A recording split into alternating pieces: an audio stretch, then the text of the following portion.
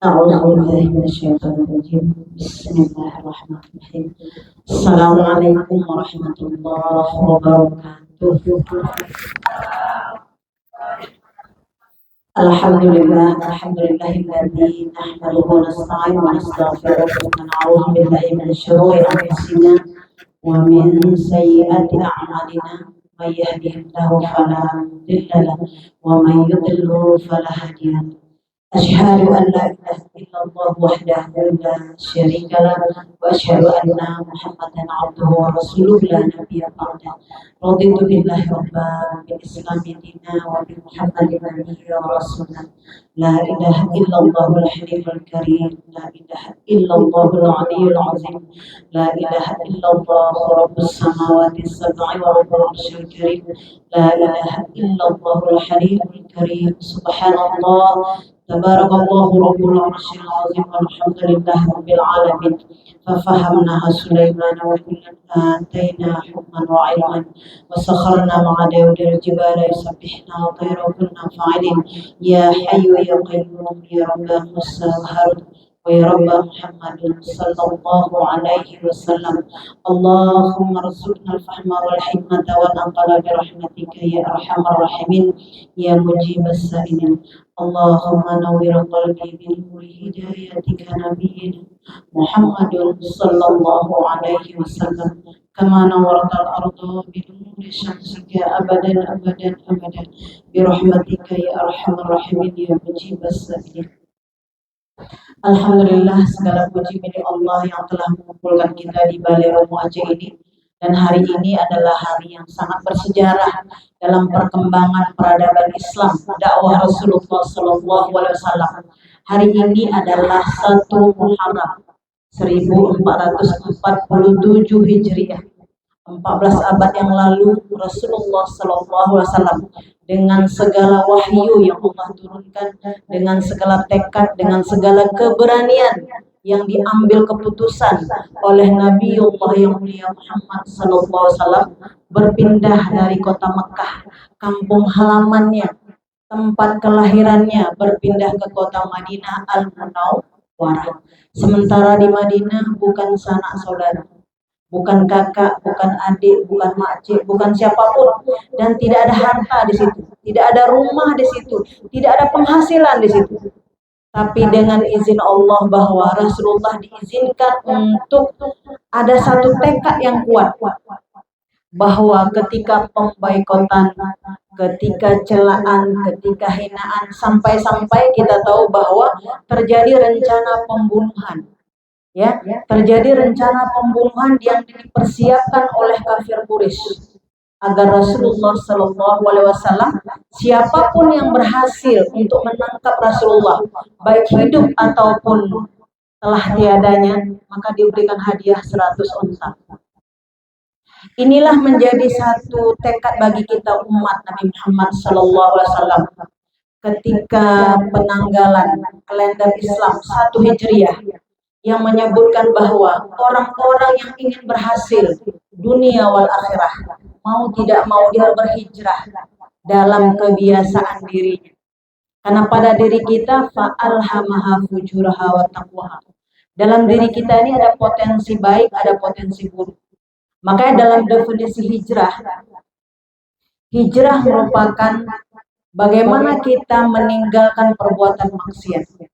Dan tidak akan mungkin kita bisa meninggalkan perbuatan maksiat tanpa kita menemukan satu hujah yang sangat kuat, yaitu Al-Quran dan hadis Nabi Muhammad SAW.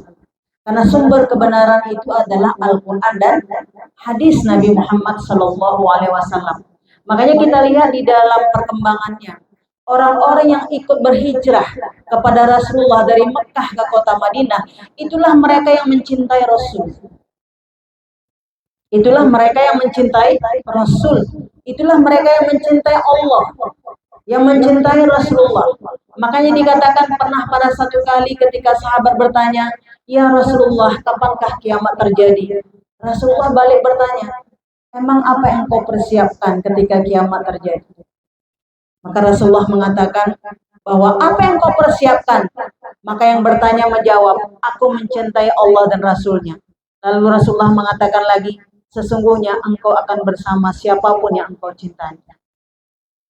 Jadi sahabat sekalian, jika hari ini kita mencintai Rasulullah dengan kita memperingati 1 Muharram 1447 Hijriah, mengisinya dengan mengenang, dengan memperingati, dengan mengetahui sejarah bahwa begitu pedihnya nyawa Rasulullah akan dibunuh oleh orang-orang kafir musyrikin, maka pada hari ini kita tidak sampai seperti itu. Ya, kita hanya ingin bahwa mengetahui sepak terjang bagaimana dakwah Rasulullah 13 tahun berada di kota Mekah Al-Mukarramah berdakwah, itu tidak sampai 150 orang pun yang masuk ke dalam Islam. Bayangkan, dari 13 tahun berdakwah yang total dakwah Rasulullah 22 tahun, ya kan? 2 bulan 22 hari. Makanya ada setengah lebih itu berada di kota Mekah, baru selanjutnya di kota Madinah Al-Munawwarah. Nah, ketika Rasulullah pindah ke kota Madinah, sama-sama kita tahu disitulah pesatnya masuknya agama Islam. Disitulah pesatnya masuknya agama Islam. Nah, di sini dikatakan bahwa ketika Rasulullah hijrah dari kota Mekah ke kota Madinah, ini awal peradaban yang sangat tinggi. Dan kita kenal bahwa ketika pada tahun pertama Hijriah, Rasulullah membuat piagam Madinah. Hidup damai dengan orang Yahudi ada di kota Madinah. Jadi sebenarnya kalau hari ini ada program damai, itu telah lebih duluan dilakukan oleh Rasulullah SAW. Ibu bisa lihat nanti 49 pasal dalam piagam Madinah, itu semuanya diurut bagaimana Allah Subhanahu wa Ta'ala melalui Nabiullah yang mulia itu menjaga kedamaian hidup dengan orang-orang Yahudi yang berada di kota Madinah, dan mengetahui bahwa tidak akan mengganggu, tidak akan mengganggu, dilindungi hartanya, dilindungi kehidupannya, dilindungi keluarganya, dan kemudian hidup berdamai. Dan siapapun yang tidak berdamai dikembalikan kepada Rasulullah, karena Rasulullah penguasa. Nah, jadi kita lihat bahwa orang-orang yang mengikuti jejak Nabi kita Muhammad Sallallahu Alaihi Wasallam sampai akhir zaman, sampai kapanpun dia akan mendapatkan kemuliaan. Oleh sebab itu kita berharap kepada Allah Subhanahu Wa Taala, kita adalah keturunan-keturunan yang membela dan setinggi-tingginya agama ini. Dan tentunya ini tidak bisa kita lakukan sendiri. Ini harus kita lakukan bersama-sama. Makanya upaya kita berkumpul di sini lebih kepada cinta kita kepada Allah. Bukan karena kita mau berkumpul, cinta kita kepada Allah. Maka karena cinta kita kepada Allah lah kita merelakan diri walaupun terik panas. Kita lihat di sana, itu tidak menjadi satu keadaan apapun. Karena apa? Janji Allah bahwa orang-orang yang mengikuti jalan Allah, maka Allah Subhanahu wa Ta'ala akan memberikan rahmatnya. Hari ini kita bahas satu ayat saja, ayat suci Al-Quran mengenai hijrah, yaitu ada di surah Al-Baqarah 218. Tapi sebelum 218 itu ada ayat 217. Di ayat 217 itu tentang asbabun nuzulnya dulu. Ya, bahwasanya Abdullah bin Jahsy pada bulan Rajab itu melakukan perang kepada kaum musyrikin. Sementara bulan Rajab itu adalah bulan haram, bulan yang tidak boleh berperang. Ya kan? Kan bulan Rajab tidak boleh perang, karena bulan haram itu ada berapa, Bu? Ada 4, ada bulan Rajab, ada bulan Zulqaidah, ada bulan Zulhijjah, kemarin baru berlalu. Kemudian ini hari ini masuk bulan Muharram. Ada 4 bulan. Pada bulan Rajab, Abdullah bin Jahsy melakukan peperangan. Maka ditanya, yas'alunaka 'an syahril haram qitalin fih.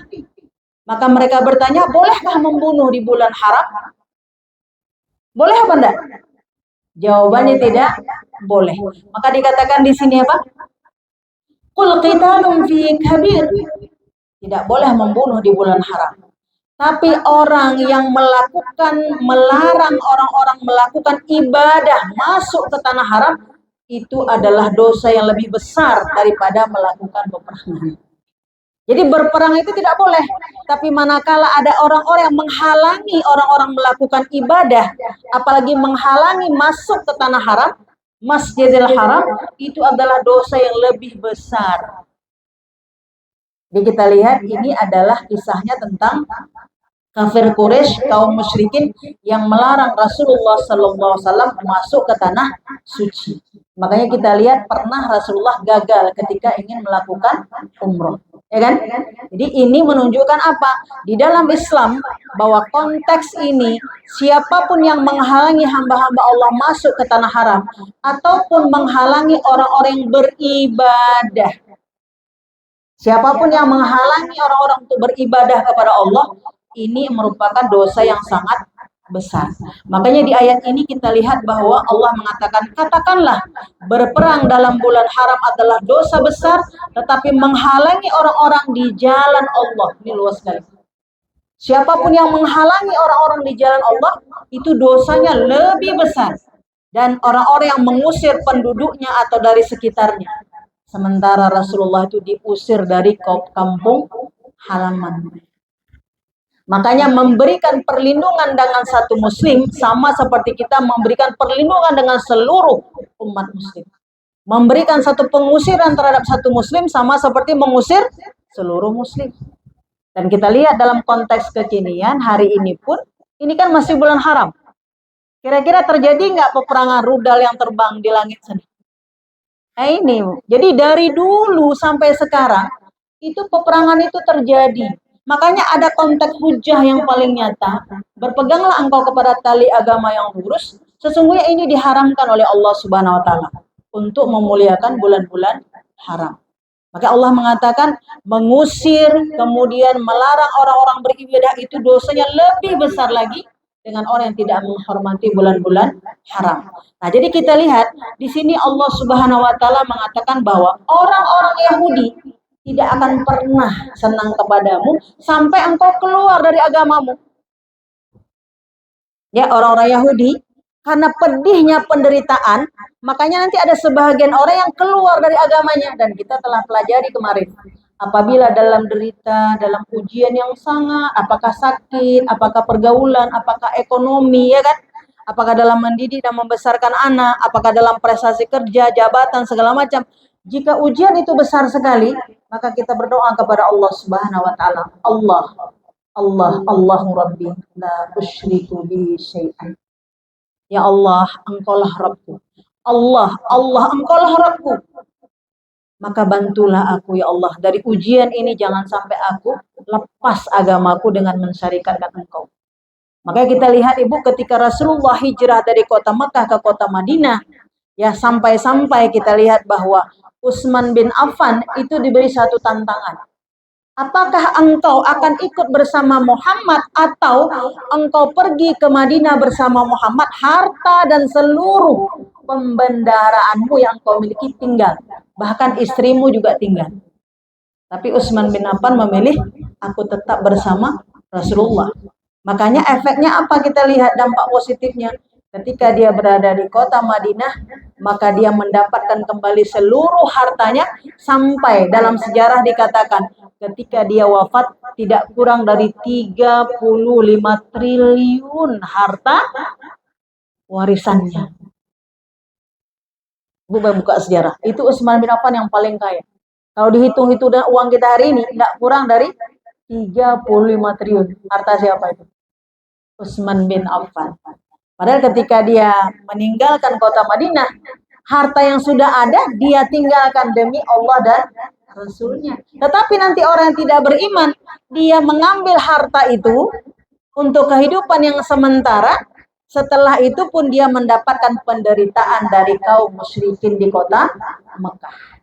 Nah, oleh sebab itu, dari sejak zaman dulu, harta, jabatan, wanita itu menjadi ujian dan cobaan. Dan kita berharap kepada Allah, mudah-mudahan harta yang Allah titipkan menjadi surganya kita. Anak yang Allah titipkan juga menjadi surganya kita. Derita yang kita rasa juga bisa menjadi surganya kita. Ya Bu ya. Kemudian kemewahan bisa jadi Allah titipkan sebagaimana Nabi Sulaiman. Nabi Sulaiman masuk surga karena kekayaannya. Nabi Yusuf masuk surga karena jabatannya. Nabi Ayub masuk surga karena sakitnya. Maka dikatakan bahwa orang-orang yang hijrah adalah mereka meninggalkan kemaksiatan lalu dia menuju Allah Subhanahu wa taala. Nah, dari ayat inilah ketika Allah mengatakan bahwa kamu sampai akan murtad dan dijadikan murtad oleh kaum musyrikin agar kamu tidak berpegang kepada agama Allah. Maka nanti ada yang selamat, ada yang tidak selamat. Maka dimasukkanlah pada ayat 218 kategori orang yang betul-betul beriman. Ketika kita bahas ini, berharap kepada Allah. Mudah-mudahan kita, suami, seluruh anak keturunan kita sampai cicit-cicit kita, semua kita berkumpul bersama Rasulullah SAW dengan hujah surah Al-Baqarah 218 ini. Apa kata Allah? Innalladzina amanu, sesungguhnya yang betul-betul orang beriman itu adalah, maka Allah mengatakan walladzina hajar, mereka yang selalu pindah. Orang disebut dengan orang beriman itu adalah mereka yang beriman adalah mereka yang hijrah. Apakah hijrah itu? Meninggalkan maksiat. Siapakah hijrah itu? Orang-orang yang asbabun nuzul ayat ini adalah mereka yang meninggalkan kota Mekah. Karena apa, Bu? Karena kalau dia bertahan di kota Mekah, maka dia diperintahkan untuk tidak mengimani Allah dan Rasul. Jadi mereka pindah dari kampung halamannya hanya karena Allah dan Rasulnya. Maka mereka tidak bertahan. Maka dalam Islam ketika ada bencana, contoh seperti banjir besar, ketika banjir sudah naik ke atas loteng kita harus bagaimana? Kita harus keluar. Itu hukumnya sudah wajib. Jangan bertahan di situ. Kalau ada wabah di satu tempat, ada wabah. Tapi kita bilang, aku tetap ini kampung halaman lun. Hai kuja. Nggak bisa. Dalam Islam ketika ada wabah, ketika ada satu ancaman di tempat itu, ya kan? Maka kita dibolehkan keluar untuk menyelamatkan diri. Mempertahankan keimanan itu menjadi hal yang lebih utama lagi. Nah, mungkin hari ini kita lihat saudara-saudara kita di Palestina itu mempertahankan ideologi agamanya, bukan mempertahankan harta. Itu harus kita pahami. Ya kan, kalau kita wabah banjir itu karena alam, mereka harus pindah. Tapi kalau itu memang karena digrogoti, itu berbeda, dijajah, itu berbeda. Nah, sahabat sekalian, yang disebut dengan orang yang betul-betul beriman kepada Allah adalah mereka yang hijrah. Apakah hijrah itu? Hijrah itu ada hijrah makan, hijrah tempat. Dari satu tempat yang bisa membuat kita kufur, maka kita harus pindah kepada satu tempat yang membuat kita beriman. Nah, dalam konteks ayat ini adalah mereka yang di kota Madinah satu persatu mungkin mereka berlalu berangkat ke kota, dari kota Mekah berangkat ke kota Madinah. Akhirnya maka Allah Subhanahu wa taala mengabarkan kepada Nabi Muhammad sallallahu alaihi wasallam, wahai Rasulullah, berhijrahlah engkau ke kota Madinah. Pasti di sana nanti akan disambut oleh orang-orang yang setuju kepadamu. Dan betul bahwa mereka orang muhajirin yang hijrah dari kota Mekah ke kota Madinah disambut oleh kaum Ansar. Apakah disebut dengan kaum Ansar? Mereka yang menolong. Ya, mereka yang menolong tentang padahal bukan saudaranya, bukan adiknya, bukan siapapun. Maka kita lihat bahwa siapapun di antara kita yang sangat menghargai para musafir, orang-orang yang bersafar, orang-orang yang dari datang satu negeri ke tempat kita, yang dia itu orang baik, apalagi ulama, apalagi mereka paham terhadap ilmu, itu menjadi keutamaan dan kemuliaan. Dan sampai hari ini, siapapun yang datang ke negeri kita, itu dia membawa pembaharuan, kebaikan, itu menjadi satu keutamaan bagi kita yang menyambutnya dengan baik. Saya ingin sampaikan kawan-kawan, insya Allah 15 Juli nanti ada guru kita yang akan datang kemari, Ustadz Hamzah Hafizahullah. Ya, siapapun yang memuliakan kedatangannya, insya Allah akan memuliakan. Kenapa saya bisa katakan demikian? Karena dia adalah ahlul Quran. Karena dia datang adalah untuk berdakwah. Memang tidak sama dengan Rasulullah.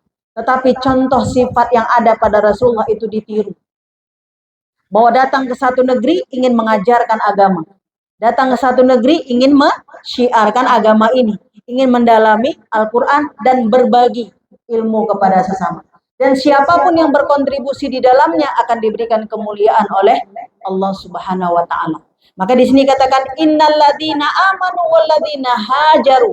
Jadi yang pertama itu hijrah dulu. Setelah hijrah, maka Allah mengatakan wajahadu.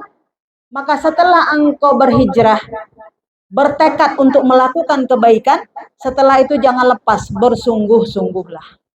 Maka disinilah nanti Allah mengatakan kepada kita, bersungguh untuk apa? Fisabilillah. Bersungguh di jalan Allah. Maka kita ada cita-cita yang paling tinggi. Apa cita-cita kita? cita-cita kita yang paling tinggi adalah husnul khatimah. Karena kalau sudah husnul khatimah, otomatis dapat surganya Allah.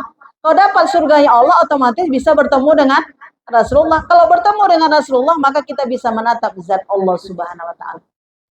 Jadi ringkasnya bahwa Allah Subhanahu wa taala mengajarkan kepada kita, kalau kamu berada di fisabilillah, di jalan agama Allah, maka Allah Subhanahu wa taala akan memberikan satu kemuliaan. Apa itu? Keistiqomahan. Kita udah bahas bahwa ciri orang yang doanya dikabulkan oleh Allah adalah maka dia akan meninggalkan maksiat. Setelah dia meninggalkan maksiat, maka ada semangat dia untuk mengibadahi Allah Subhanahu wa taala. Dan inilah rahmat yang paling besar. Di akhir ayat Allah mengatakan, ulaika yarjuna rahmatallah. Mereka itulah orang yang mendapat rahmat Allah. Ya, mereka itulah orang yang mendapat rahmat. Siapa dia yang mendapat rahmat Allah? Balik ke belakang tadi. Pertama berhijrah, kedua berjihad, kemudian mereka bersungguh-sungguh dengan jihadnya di jalan Allah Subhanahu wa taala. Maka orang inilah yang akan mendapatkan keistiqomahan di dalam agama ini. Maka Allah mengatakan ulaika yarjuna rahmatullah wallahu ghafur rahim. Dan Allah itu ghafur, Maha Pengampun. Apa maknanya? Tentu dalam hidup ini banyak salah dan dosa kita. Ya, kita berharap kepada Allah. Disinilah kita banyak memanjatkan doa. Dan Rasulullah pun sebelum dia hijrah ke kota Madinah, itu Rasulullah memanjatkan doa kepada Allah Subhanahu wa taala. Sampai ketika sampai di kota Mekah, sampai di kota Madinah, itu Rasulullah juga mengalami perang Badar pada tahun kedua Hijriah. Rasulullah mengangkat tangannya, ya Allah, jika engkau tidak memenangkan perang Badar ini, bisa jadi tidak ada lagi yang menyembahmu ya Allah. Kenapa? Habis semua kaum muslimin. Makanya 300 orang melawan 1000 orang, maka Allah memenangkan kaum muslimin. Jadi bagaimana Bu? Dengan doa itu Allah Subhanahu wa taala bisa membuat kebaikan-kebaikan yang sangat besar kepada kita dan mencabut bencana-bencana. Makanya hari ini kita fastabiqul khairat. Kita berdoa dan berdoa itu sesuai petunjuk Allah dan Rasul.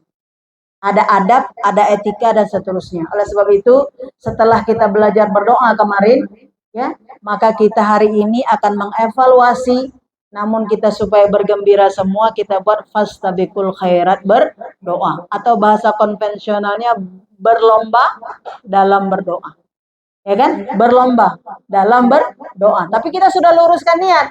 Hari ini evaluasi belajar. Bagaimana hari-hari kita ba'da sholat kita ya, hari-hari apakah sholat fardu, apakah sholat wajib, bahwa ini menjadi kebiasaan kita mengangkat tangan, merasa bahwa kita memang sangat butuh dan kita memang sangat butuh kepada Allah Subhanahu wa taala. Dan bahkan kita lihat bahwa ketika engkau merasa lemah, disitulah pertolongan Allah datang. Ketika kita merasa lemah, ketergantungan diri kita kepada Allah, maka kita lantunkan melalui doa. Dan orang yang banyak berdoa kepada Allah, itulah orang yang paling dimuliakan oleh Allah Subhanahu wa taala. Tentunya telah kita bahas bahwa berdoa dengan lisan dibenarkan dengan hati, dilakukan dengan anggota perbuatan. Nah, di sini alhamdulillah ada ananda kami Rizkia Nabila Aufa El Madni. Jadi karena bersamaan beliau sudah ada di sini, maka jurinya saya dan beliau. Sebenarnya jurinya 3, saya, Intan Salsabila, tapi kan ada Intan sibuk sama adik bayi, enggak apa-apa lah, ya dispensasi. Nah, jadi nanti mengenai makhrijul huruf, ya kan, mengenai tajwidnya, bacaannya, itu langsung nanti dievaluasi oleh Ananda Rizkia. Dan Ananda Rizkia ini alhamdulillah mendapat alumni terbaik Mahabbah Boarding School, ya kan, pada hari kemarin ya, masih di hari kemarin 25 Juli. Ya, 25 Juni kemarin. Nah, ini menjadi dewan juri pada acara kita berdoa ini. Dan kemudian untuk adab dan seterusnya, insya Allah saya evaluasi. Mudah-mudahan membawa berkah kita semua. Ya, membawa berkah kita semua. Dan kita hanya tidak panjang-panjang, 5 menit saja. Yang penting adabnya kita perhatikan, ada ta'awuz, ada bismillah, ada memuji Allah, ada selawat, tutup kembali, memuji Allah, berselawat. Nah, isinya jangan lupa, yang udah nanti semua isinya pula tak ada. Ya kan? Itu adabnya, isinya. Dan kalau boleh kemarin masukkan surah Ibrahim 37. Jika tidak belum hafal, tidak masalah. Di sini kalau dapat alhamdulillah, enggak dapat belajar lagi. Tidak ada yang kena sanksi, ya. Tidak ada yang kena sanksi. Belum dapat, kita belajar lagi. Dan kawan-kawan yang mendengarkan, ini memberi motivasi kepada kita semua. Kalau tidak ada kawan-kawan, siapa yang mau dengar? Allah memang maha mendengar. Tapi kita kalau doa sendiri, berdoa di rumah kan? Nah, tapi di sini adalah bahagian menyemarakkan satu Muharram. Karena apa? Doa ini menjadi tolak ukur ketergantungan kita kepada Allah. Dan doa ini sebelum Allah kabulkan, ada yang paling mulia apa? Karena doa itu dihitung ibadah oleh Allah Subhanahu wa taala. Dan doa itu menolak bencana. Jadi banyak-banyaklah kita berdoa kepada Allah agar musibah, bencana itu tidak hadir kepada kita insya Allah. Nah, kawan-kawan sekalian, bersemangat dalam berdoa, tidak melihat dari apa untuk siapa, tapi dari kita untuk kita, dan dalam pandangan Allah Subhanahu wa taala.